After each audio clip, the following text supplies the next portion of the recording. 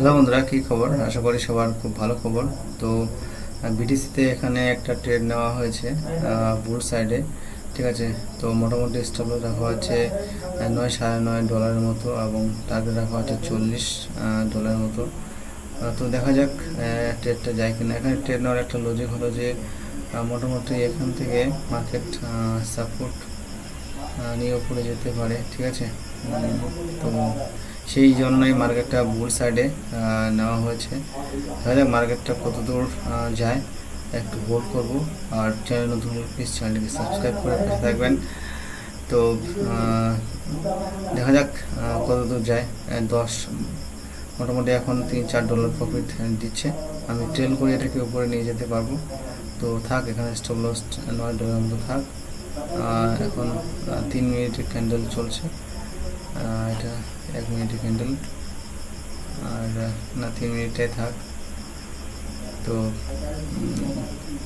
Hold করে রাখছি, দেখি মার্কেট কতটা বুল রান দেয়, টার্গেট অব্দি যায় কি না।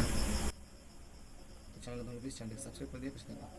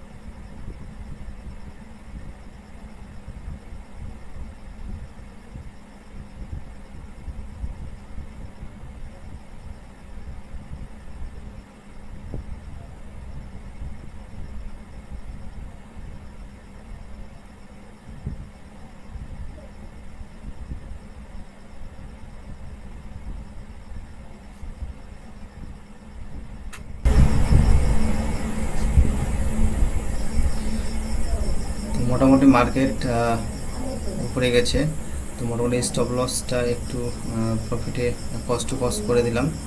ঠিক আছে, কারণ লস নেওয়া যাবে না, কস্ট টু কস্ট রাখলাম।